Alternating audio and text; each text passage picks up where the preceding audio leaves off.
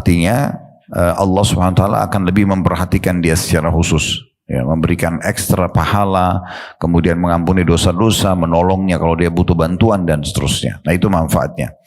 Itulah yang menyebabkan kenapa kita membahas buku menghidupkan sunnah-sunnah yang terlupakan.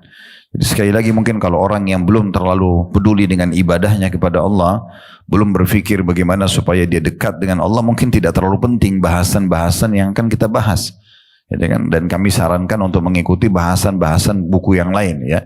Tapi kalau buku ini memang membahas tentang bagaimana seseorang yang peduli benar dengan ibadahnya kepada Allah sehingga dia mau variasikan, dan akhirnya hampir semua ibadah yang pernah Nabi SAW contohkan, walaupun dia opsional, pilihan, sunnah, maka tetap dia kejar dengan tujuan agar dia lebih dekat kepada Allah Subhanahu wa ta'ala.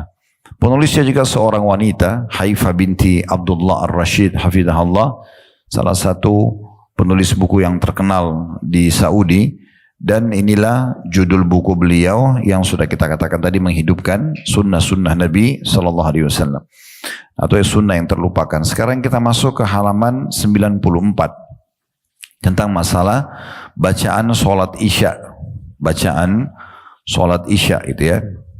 Dan tentu sebelumnya sudah cukup banyak yang kita bahas, ya, tentang masalah bacaan-bacaan sholat, ya.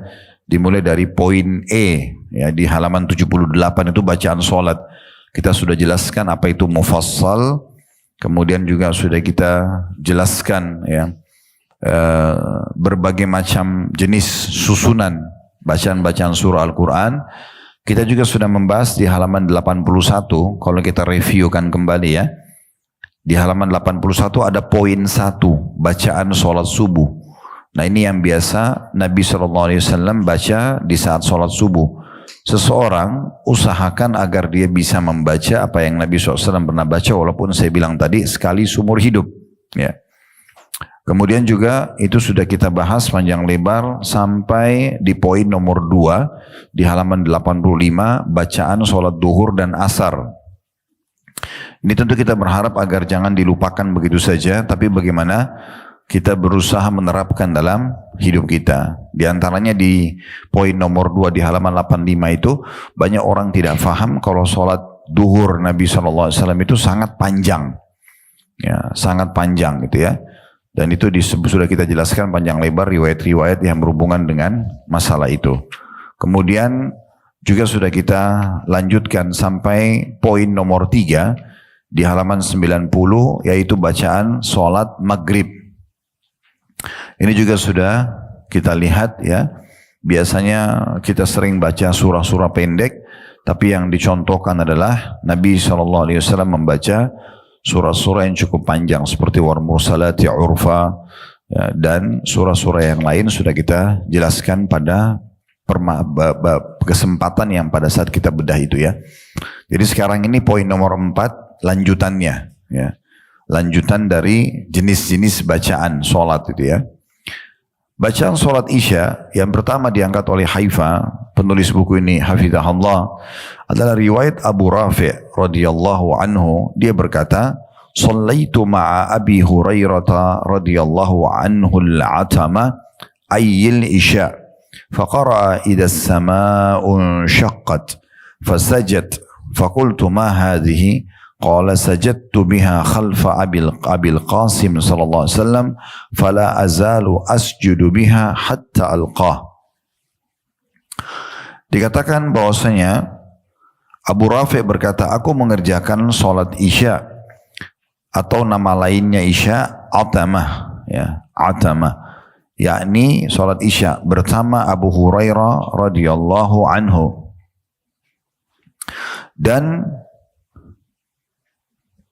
sebentar, saya lihat Al-Quran dulu. Dikatakan kemudian dia membaca surah Al-Insyiqaq.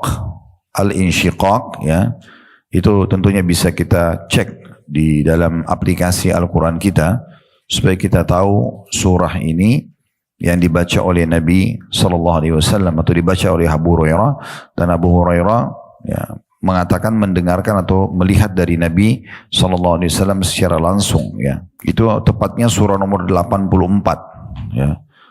Al-Insyiqaq surah nomor 84, Saya ulangi kata Abu Rafi' radhiyallahu anhu, aku pernah sholat isya di belakang Abu Hurairah dan kemudian dia membaca pada saat mengimami sholat itu ya, surah Al-Insyiqaq. Tadi sudah kami sebutkan nomor urat surahnya, terdiri dari 25 ayat ya. Lalu setelah selesai membaca surah itu, dia pun sujud. Lantas aku bertanya kepadanya, sujud apakah ini? Maka Abu Hurairah mengatakan, aku bersujud sesudah atau setelah baca surah tersebut ketika menjadi makmum di belakang Rasulullah sallallahu alaihi wasallam ya. Dan aku akan selalu mengamalkannya sampai meninggal dunia. Ya. Hadits ini bisa saja yang dimaksud adalah, kalau bisa lihat buka surah Al-Insyiqaq, bisa buka surah itu di aplikasi Al-Qur'annya. Ya, surah Al-Insyiqaq yang sedang disinggung ini ya, yang sedang dibahas. Ada 25 ayat, sudah lihat surah nomor 84 ya.